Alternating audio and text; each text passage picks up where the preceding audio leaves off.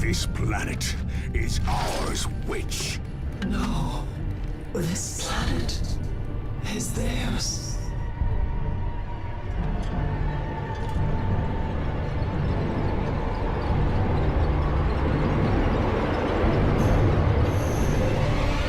There is a cancer eating at the Imperium, which each decade it advances deeper, leaving drained, dead worlds in its wake.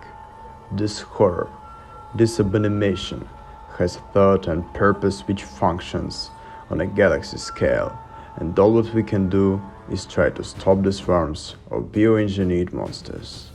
We have given the horror a name to salve our fears. We call it the Tyranid race. But if it's aware of us at all, it must know us unless prey. In DOW2, Tyranids are a controversial race. Only 6% of matches are played with them. Most people call these bugs OP, minority is just impressed by the swarm, but nobody is indifferent to it. So does this race bring you victory with a click? Or it's not as simple as it sounds? I'm Crysis and today we will try to figure it out. At the beginning, I would like to say that I was kinda biased against Tyranids back when I was maining them, but nowadays, when I have learned all races and have become free of the rule that every player finds his race the weakest, I would definitely call it mid-tier.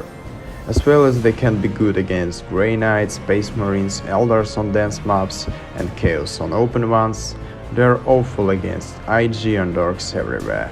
This race allows you to easily base lock Tech Marine and Tier 1, and after it just die against Razorback with 2 TSM.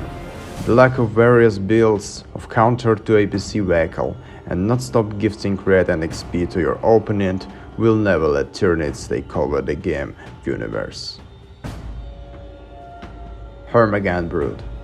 Technically, this is the weakest melee unit after Naked Heretics. It has extremely low melee skill and health per model. Hormagaunts are created to counter ranged units. Hive Mind gifted them insane speed and leap instead of charge, however leap is not always good. All leap units are really vulnerable to the feed nade, cause they can't just jump out of the nade if they have already started their leap. But there is a solution of this problem. Nid player can just refocus on a cover and melee right while they leap. On the other hand, their damage while chasing is almost the same as in melee fight, so it can be pretty unexpected for your opponent to bleed his unit hard or even kill it on retreat.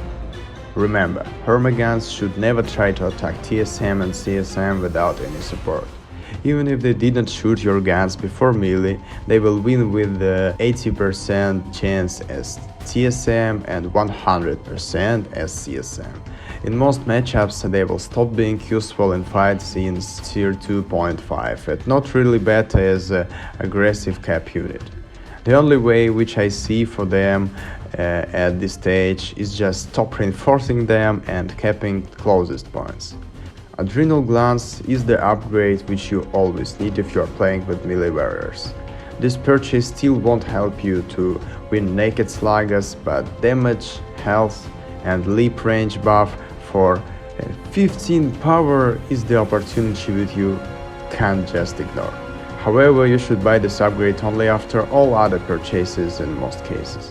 Endless Swarm is the war gear for both of your guns, which you need 100% if you are not going to skip tier 2. If you go for anything else than just Venom Brute in tier 2, I am convincing you, you will be ready to trade even 50 power for each 16 reg. Termagaunts Brute.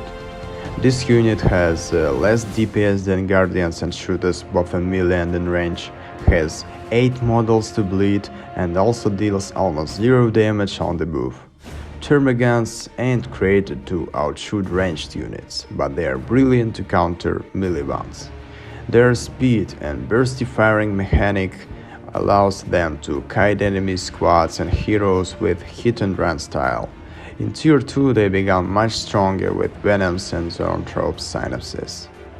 Toxin Sacs is one of the best tier 1 upgrades for its price, paying only 65 reg and 15 power. You get 30% damage buff, 10% health buff, and insanely good crippling poison ability, which allows you to easily counter enemies' melee units, divide them up in a massive melee fight, and even stop ranged units to help your melee squads catch them. Warrior Brute. Get signups or be safety from backlash? That is the question. Even considering 1050 HP and heavy armor, it's still extremely dangerous to let this unit be focused. I would compare warriors to Apothecary. This squad is the cheapest tier 1.5 unit. In earlier than second minute of the game, you get these fat fuckers, which seem like little Terminators at the beginning. But as soon as you reach late tier 1, their HP decreases to 350 and they become your support unit. The only thing which you should want from them is sitting behind your ranged army, dealing 20% resistance and run away from enemies' melee units right after their leap. Of course you should fight with them if you see your another unit being focused, but as soon as you notice that their health bar start decreasing, you have to do everything whatever you can to not lose a single model. Nid player always need his warriors to have full HP at the beginning of the fight. It can sound strangely, but when your warriors are alone and not able to backlash your army, it can be better to let your opponent kill one model. Their reinforcement costs 50 rec and 5 power, which is not really expensive, so waiting for a week to regenerate 700 HP won't let you push your enemy as much as possible, what you have to do if you want to play Tyranids. Warriors and Hormagaunts never work without each other. You should ever bind them with one bottom to keep together every time. Warrior Brute is the weakest unit in bashing Gens. I heard that once even Generator won them in melee. So if you are Gen bashing with your whole army, warriors need to decap points or even just sit behind your army, not to be focused fire when your opponent comes back to protect his farm. Barb Strangle is pretty reasonable choice if you are afraid for your warriors in melee. Paying 50 rec and 20 power, you swap your melee squad, which is not really good in it, with suppressing one. Sounds great, but there is one detail. Usually a Nid player has 2 or 3 ranged units, so when you go for Barb Strangle, the only melee unit which you still have becomes Hormagaunts, which are extremely vulnerable alone.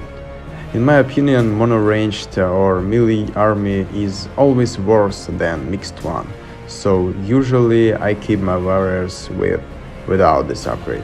Anyway, if you want this suppressing unit to work, you always need to use ground targeting. You will never hit melee unit with Barbed Strangle with attack command. Toric Swarm is an upgrade which doesn't remove your Barbed Strangle, unlike Adrenal Glands. The only cases when you need Melta are APC vehicles on the field, and still this is not the best purchase to counter them. ASM, Stormtroopers, Warp Spiders, Operatives, all these units have infiltration on job option to throw their nades. Warrior Brute with Melta is this type of retards which are rushing under enemy's fire, hoping that he will fuck up and stop his vehicle for a second. Also, you don't need this Melta to counter Walkers, cause you have Reapers and Gaunts to pad block them. The only way to catch APC vehicle is flanking, slowing it with Reapers, and even though he has 4 seconds to run away from Venom Brute or just focus them down. Moreover, this purchase doesn't allow you to buy Genestealers. Desiccator Larvae, oh my god, is the ability which works like a Farseer Doom, but it's only 20% and works on the ground. Maybe it could be useful if it would be on another unit or from another upgrade, but now it's just pathetic attempt to make trash upgrade even more trash.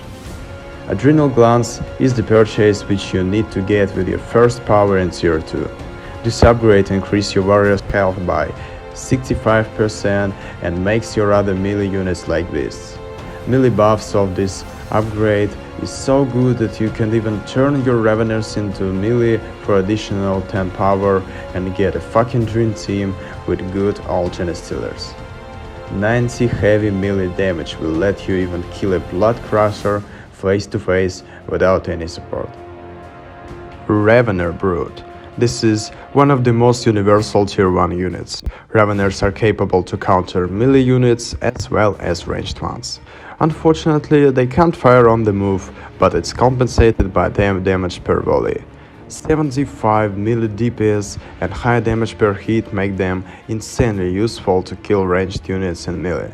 Their main weaknesses is fragility against heavy infantry. But you should not see them as assault marines with 3 bolters. They are dying like crazy fast under focus fire, so you shouldn't just jump with them into a whole enemy's army to counter a unit and expect that they will force it to retreat and king bench his asses.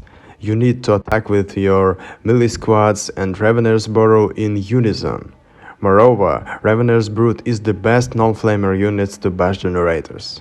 Their models seem pretty huge, so you could guess that it's kinda hard to kill them. But no, they are light infantry and have 300 HP per model, which means that you should keep them behind your guns while shooting, cause every death model will reduce their insane DPS by a third. Burrow Strike ability also allows you to protect your other ranged units from melee attacks. Furthermore, please never try to escape fight with Burrow when you are not in fight and just need to retreat, because they're getting full damage for these 2 seconds. Enhanced Muscle Coil is the upgrade which I would advise you to buy in tier 2 if your main threat is not anybody like First Commander with Hammer, fully upgraded Chaos Lord, Bloodletter spam, and etc. The longer the game goes on, the thicker enemies' units becomes, so you start using your Raveners mostly for burrowing and tying the most dangerous ranged units rather than shoot. Moreover, Burrow ability makes your Raveners unkillable in melee, because as soon as their health bar is close to 0, you can just use it and immediately press X. Spore Mines. This is the unit which you should get right after second Termagaunts in 9 times out of 10. Spores allows you to win first engagement even without early upgrades. Their main task is not to hurt or kill a unit. They pay off even if they exploded 0 times. While your opponent is using 100% of his micro to dodge them, you can just relax and cap a whole map. You need Spore Mines against Space Marine if you are not Lictor Alpha, cause you literally have no enough damage to deal with TSM. Also, Spore Mines deal decent damage even on retreat, so sometimes you can keep them on the retreat path and even kill tanky heroes. After last patch, I stopped using them in tier 2. The only reason when you want to pay 100 rec, which is like a pot of gold for you in late game, is to counter turrets, bunkers and garrisons. Reapers. This unit is my love. Totally underrated free opportunity to turn enemies' ranged units off. Just imagine if you play against Orc. You spam 3 Reapers, pay a little bit more than 100 rec and make Weird Boy and at least 1 shooter useless in the coming fight. You can use this unit even just for intelligence and let your Zoanthrope fire without any threat.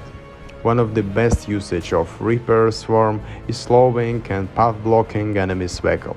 I don't know what else I have to tell about this unit to convince you to spam it as fast as you reach tier 2. Venom Brood. This is your first tier 2 purchase in all matchups except Orcs and Chaos and maybe Imperial Guard, which I will tell you about later. Even if you know that your opponent is not going for a vehicle, you need them as soon as possible to make your Termagaunts and Raveners relevant in the mid-game. TSM get Surgeons, GM get Commissars, Shooters have their nerfs since tier 1, Tyranid gets the range buff, health buff and AV with a single unit. Remember, If there is no vehicle on the field, Venoms should not shoot with the rest of your army. Keep them on the border of the synapse radius, behind Gaunts and Raveners. Unfortunately, the most important thing which you have to remember is that Venom Brute is the best anti-walker infantry unit. You should never hope that you will kill Razorback, Chimera, Falcon and other APC vehicles with them. Exactly, if your opponent fucks up, you can kill a Falcon even with your Lictor, but there is no way in a serious high-level game. Genestealers. If in Tier 1 the melee part of your Tyranid army is Horms plus Warriors, in Tier 2 you swap Horms with Stealers. This squad is the strongest anti-jump units counter in Tier 2. In addition, they become infiltrate after standing idle for 4 seconds, which can help you to protect victory point against ranged units in late game.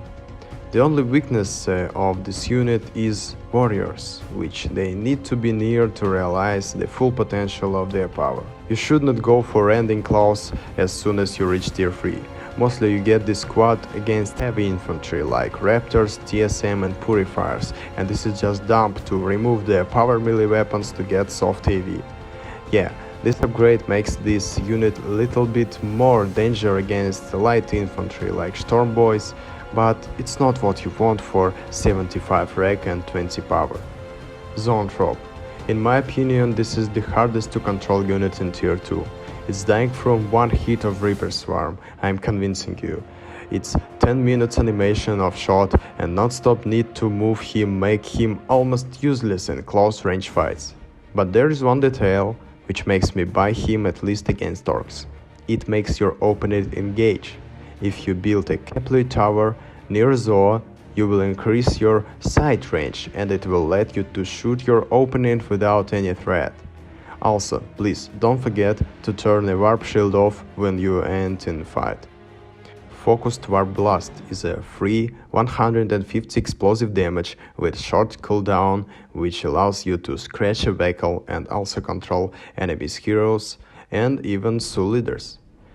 Symbiosis is Tier 3 upgrade which you always need in late game if you have any monster on the field. This is the only opportunity to repair your Carnifex right on the battlefield without sending him to the base. But you should remember that your Zoa becomes inactive for these 10 seconds, so you need to be careful if you are going to do it right during the fight. Tyrant Guard. This is your first purchase against Orcs and Chaos. It counters Blood Crusher and Death Dread as well as jump units like Bloodletters and Storm Boys with a good support. There are two ways to use it. The first one is Damage Dealer, when you need more melee damage but can't buy Genestealers or they are not enough. For example, Force Commander with Thunder Hammer. So you just keep him behind your ranged army like Banshees behind Shuriken. The second way is Line Breaker, which you need against Assault Dreadnought, PDFs, Shrines, Turrets and etc. If you want to send Tyrant Guard like this, you must always keep free Reaper Swarm in the vanguard. Also, I would advise to not use his Rampage ability at the beginning of the fight, because if you are going to lose the fight, this is the only way for this guy to survive. Shield Wall is one of the dumbest ability in this game, which can't even out-heal Bloodletters. The only way to use it is the case when you know that you're gonna win the current fight and your opponent is just trying to finish your Tyrant Guard off before retreat. Moreover, you can't even use this ability if you used Rampage in this fight, because both abilities cost 60 energy. Lictor. This is the rarest unit in the whole game and there is a reason for it. You pay 400 rec, 75 power, which is almost Ogre's price in fact, for an invisible sub-commander which is not created to help you in global late game fight. The only situation when I buy it is super late game, both of players have less than 100 VPs and all what you need to win is constantly putting pressure on his natural victory point, then escaping his army with the jump ability and preventing a lone enemy unit to cap it back. Someone would say that this unit can counter Manticore, Whirlwind and Fire Prism. Yes, it can, but in any high-level game your opponent, firstly, will never leave his artillery alone, secondly, will just be ramming your Lictor and block its hits until his army kick your sneaky ass. Neurothrope. It is my favorite Tyranid in this game. It is the most useful unit in terms of price and quality. Yes, he has no shield, but 750 HP allows you to not retreat after first getting damage. His abilities make him universal unit to support your army in different situations. Cataclysm is the ability which can save your game and win by VPs. It deals big damage by shot, knocks units back, and after this hurts by aura. It is the best counter against melee units like Knobs and Seer Cancel. Short cooldown lets you use this ability 3 or even 4 times per one fight. Also, be careful with cancelling Cataclysm. He spends energy and gets cooldown even if you did not shoot. Spirit Leech is the only opportunity to deal with immune to knockback heroes. Furthermore, it is better than Lictor's Hook if you want a hero not to cast danger ability like Farseer's Timefield. In addition, it even stuns super units. I think it's awesome. Paroxysm is a very strange but interesting ability which slows enemy's army and deals passive damage for 8 seconds. Absorb Life is not just the ability which regenerates your energy. It consumes the life force of enemies in a radius and can deal pretty decent damage against melee units which are chasing him. Remember, never retreat him in late game. Even if your army is on the base, this guy prevents capturing points staying alone on the battlefield. Carnifex. This is the main needs tier 3 unit. In retail, Carnifex was a single choice in all situations. Nowadays, 2 or 3 upgrades became less necessary because of Neurothrope and Swarmlord. I would not advise you to buy Turnback. With this upgrade, your Fex costs 725 rec plus 200 power. It's almost Swarmlord cost, which is much stronger, faster and etc. than melee Fex. Yes, Fex has charge ability, but it doesn't compensate for its slowness at all. Free Reapers, you can get them from Kepler Tower. The only reason when you should go for Fex instead of Swarmlord when you need something big and melee is the timing, which is really important thing in 1v1. Considering the difference in initial cost and produce speed, sometimes it can just be too late to come back with your brutal monster. Barb Strangle is the best massive damage weapon in this game, but I don't buy it often because in tier 3 the main needs enemy is Vehicle. Bugs have much cheaper troops countering in the person of Neurothrope. However, Fex with this upgrade is the best decision against Terminators. Mostly you will have to take Venom Cannon for your first Fex. Why? Because you can never kill tank or super unit without this. Range of this cannon is a little bit more than sight range, so get ready to use ground attack to finish off a vehicle in the fog of the war. If your opponent has no more vehicle, attack with this Fex and melee. Always use Bioplasma before shooting, because its cooldown is very short and you can use it even 2 times per one fight. Don't forget that this ability is also very effective against super heavy armor. The main rule which you should tattoo on your forehead is never upgrade your Carnifex until you see counter to him. Naked Carnifex is still really strong unit by itself, and trying to make him even more powerful with any upgrade, you just risk to be fucked by Predator if you went for Barb Strangle or Turnback, and by Terminators or Knobs if you went for Venom Cannon. Swarmlord. This is one of the most underrated units in Tyranid army. Basic Synapse, Speed Synapse, Reinforcement and Blade Fury ability make him indispensable unit in late game even if you have ranged army. His speed buff allows you to easily dodge melee units, nukes, blastmaster shots and other threats for your swarm. Reapers become literally immortal unit with Swarmlord. Don't forget to spam them to tie threats for your Swarmlord. Leech Essence is the ability which regenerates a Swarmlord's HP depending on amount of enemies models nearby. In fact, his speed is less than close units with his speed buff, so you should stop them before fight to keep your Swarmlord in the front of attack.